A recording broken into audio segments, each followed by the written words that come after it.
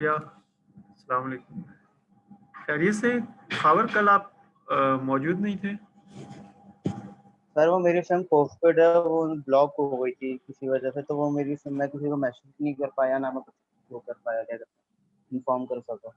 Okay, वो कल फिर वो 5 बजे तक मेरी सिम फिर वो हुई, तो मैंने आपको। चले कोई बात नहीं। अब हम एक काम करते, हम आज का टॉपिक जो है उसको ज़रा देख लेते। ओके, आज हम जो जिस चीज़ पे बात करेंगे वो मेमोरी है। हम थोड़ा स्लो चल रहे हैं, खैर, क्योंकि हमें ये टॉपिक्स कंप्लीट करने हैं। तो चैप्टर 5 में है हम इस वक्त, और सेमीकंडक्टर मेन मेमोरी की बात हो रही है।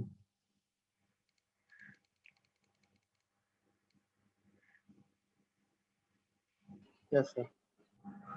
जी, तो सेमीकंडक्टर मेमोरी जो है, इसका जो बुनियादी यूनिट है वो मेमोरी सेल है। इस बुनियादी यूनिट को अगर हम डायग्राम में देख लें तो किताब में ये फिगर 5.1 डायग्राम है। इस डायग्राम में अगर हम देखें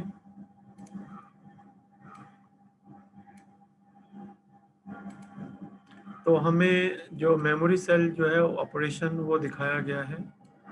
इसमें डेटा राइट करने के लिए एक डेटा इन का कनेक्शन शो किया गया, यानी एक बस शो की गई है। चूँकि सिंगल बिट डेटा है ना, तो इसलिए इस पे लिखा नहीं हुआ कि कितनी वायर्स हैं, एक ही वायर है। कंट्रोल है, इनेबल करेगा तो वो डेटा राइट कर सकते हैं। और सिलेक्शन है, क्योंकि मल्टीपल सेल्स होते हैं मेमोरी में, तो किस जगह पे राइट करना है उसको सेलेक्ट करना पड़ेगा। कंट्रोल अब बताएगा कि इस वक्त राइट ऑपरेशन होना है या रीड ऑपरेशन होना है। रीड ऑपरेशन के लिए इन्होंने अलग बनाया है, जहाँ से डेटा बाइनरी 0 या 1 रीड करना है। 0 हो सकता है या 1 हो सकता है। तो जहाँ से डेटा आउट होगा,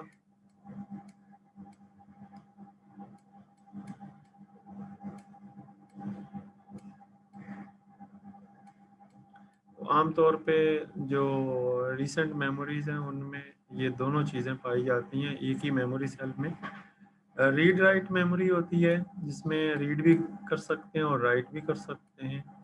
और एक रीड ओनली मेमोरी होती है। जो रीड राइट मेमोरी है इसको रैम भी कहते हैं, रैंडम एक्सेस मेमोरी भी कहते हैं। तो इस तरह मेमोरी की दो टाइप्स, और फिर आगे उनकी फर्दर टाइप्स होती हैं। जी खावर, और यहाँ कुछ आप पूछना चाहेंगे या कुछ बताना चाहेंगे? नो सर, मुझे समझ आ रहा है अभी तक। Okay, thank you very much. अब थोड़ा सा हम आगे जाएंगे इससे। अब जो डिफरेंट जो मेमोरीज हैं उनको देख लेंगे एक टेबल की सूरत में। इस टेबल में जो डिफरेंट मेमोरीज हैं, सेमीकंडक्टर मेमोरी टाइप्स, उनको बताया गया है। अगर हम देखें तो इसमें हमें जो रैंडम एक्सेस मेमोरी है वो रीड राइट मेमोरी की कैटेगरी में आती है।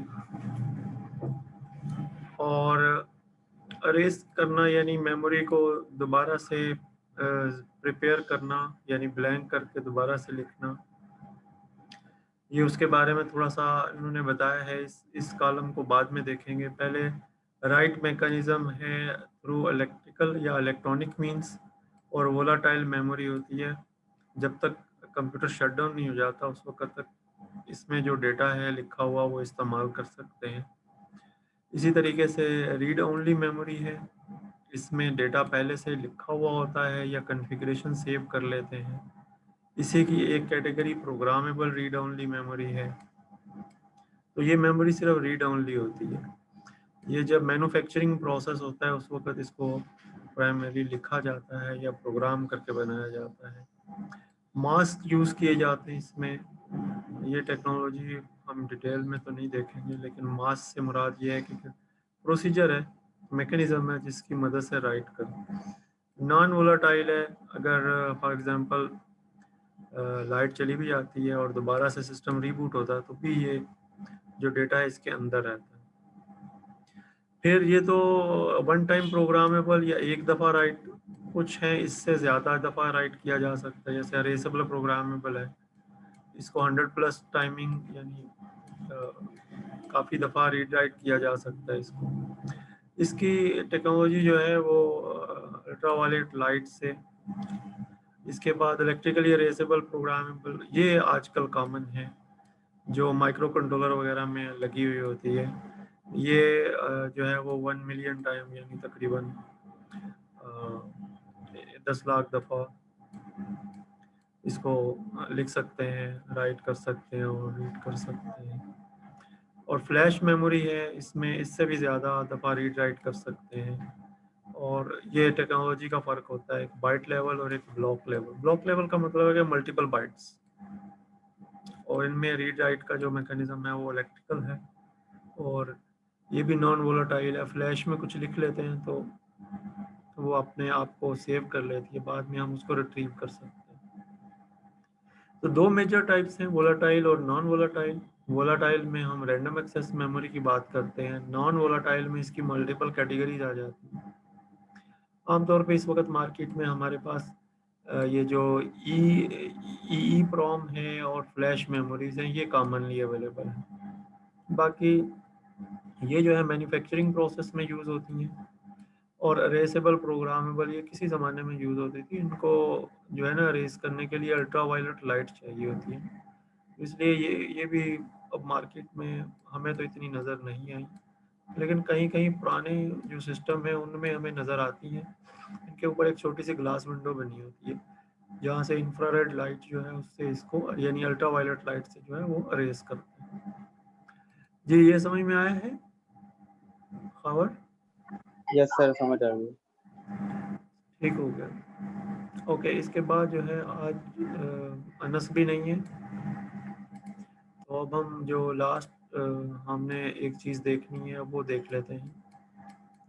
यस सर, वो अनस के जो कल गगन पे एडमिट थे, उनका जो इंतकाल हो गया, तो वहाँ पे इन्ना लिल्लाहि व इन्ना इलैहि राजिऊन। उसने मुझे बताया तो था कि उसकी सिस्टर जो हैं वो उनके साथ हैं। अब मुझे नहीं मालूम कि तो उसका क्या जानवर नहीं हो सके, एक्सीडेंट हो गया था क्या? डिटेल बताइए। सर ये नहीं पता। नहीं सर, उन्होंने स्टेटस लगाया था कि उनकी जो कजन सिस्टर है वो बहुत मतलब यंग है, उनकी तबीयत बहुत खराब है, हॉस्पिटल अल्लाह में। ताला अपनी हिफाजत में रखे सबको, जो गुजर गए हैं अल्लाह ताला उनको अपने पास खास जगह अता फरमाए, आमीन, जन्नतुल फिरदौस। आमीन। जो आमीन। लवाकिन हैं उनको सब्र अता फरमाए। ओके, आमीन। डायनामिक रैम, रैम जो रैंडम एक्सेस मेमोरी है उसकी भी आगे टाइप्स हैं जो यहाँ टेबल में नहीं दी गई, लेकिन फिर आगे एक डायनामिक कहलाती है और एक जो है वो स्टैटिक कहलाती है। जो डायनामिक रैम है उसमें कैपेसिटर का इस्तेमाल किया जाता है। कैपेसिटर जो है उसकी मदद से इसमें जो है वो डेटा को सेव किया जाता है, और इसको रिफ्रेश साइकिल यानी एक जो है वो रिफ्रेश साइकिल मेंटेन किया जाता है ताकि डेटा जो स्टोर है वो मेंटेन रहे। लेकिन जो स्टैटिक रैम होती है उसमें कैपेसिटर का इस्तेमाल नहीं होता, उसमें ट्रांजिस्टर्स यूज़ होते हैं। तो इसमें थोड़ा सा ये डिफरेंस जो है ये बताया गया। लेकिन डायनामिक रैम चूँकि चीप होती है, उसकी प्राइस कम होती है, इसलिए ज़्यादातर जो है वो सिस्टम्स जो हैं वो डायनामिक रैम इम्प्लीमेंट करते हैं। अब चूँकि टाइम गुजरने के साथ साथ आहिस्ता आहिस्ता स्टैटिक रैम यानी एस रैम जो है वो भी सस्ती हो गई है, और जो है अब आहिस्ता आहिस्ता स्टैटिक रैम या एस रैम की तरफ जो है वो ज़्यादा चीज़ें जो हैं वो चल रही हैं। थोड़ा इन्होंने इसका तकाबला किया है, यानी इनका मुकाबला किया है, कंपैरिजन किया है डायनामिक रैम का, जिसमें एक कैपेसिटर होता है, ट्रांजिस्टर भी होता है, लेकिन असल जो स्टोरेज जो है वो कैपेसिटर के थ्रू है, और जबकि स्टैटिक रैम जो है उसमें मल्टीपल ट्रांजिस्टर्स होते हैं, और ये कैपेसिटर से ज़्यादा फास्ट होते हैं। यानी ये जो स्टैटिक रैम होती है ये डायनामिक रैम से ज़्यादा फास्ट होती है, इसलिए, और ये प्राइस में भी ज़्यादा थोड़ी महंगी होती है। आजकल जो कंप्यूटर आ रहे हैं उनमें स्टैटिक रैम जो है उसका भी ऑप्शन यूज़ कर रहे हैं। तो ये दो चीज़ें जो हैं ये समझनी ज़रूरी हैं, डायनामिक रैम और स्टैटिक रैम। बाकी types of read only memory हम पढ़ लिया हमने, उसमें प्रोग्रामेबल है, रेसेबल प्रोग्रामेबल है और फ्लैश मेमोरी है। तो आज का टॉपिक हमने यहीं तक जो है वो उसको रीड करना है। नेक्स्ट क्लास में इंशाल्लाह हम जो है वो आगे जो इंटरनल स्ट्रक्चर है मेमोरी का वो देख लेंगे, डायनामिक का भी और स्टैटिक का भी। तो इस तरीके से मेमोरी का जो इंट्रोडक्टरी कंसेप्ट है ना वो हमारा कंप्लीट हो जाएगा। फिर हम लास्ट टॉपिक की तरफ चले जाएंगे जो कि पैरेललिज्म है, इंस्ट्रक्शन लेवल पैरेललिज्म। तो फिर ये हमारा जो कोर्स है ना ये कंप्लीट हो जाएगा इंशाल्लाह। जी खावर, आपका कोई सवाल है तो आप पूछें। नो सर, अभी कोई सवाल नहीं, मैंने लिख लिया सर, जब समझने बैठूंगा मतलब प्रॉपर तरीके से तो मैं आपसे तो आप ग्रुप में भेज दीजिएगा अगर कोई सवाल आपके जहन में हो, ठीक है। ठीक है सर। चलें, ओके, फिर मुलाकात होती है इंशाल्लाह। ओके, अल्लाह हाफिज़। Okay sir.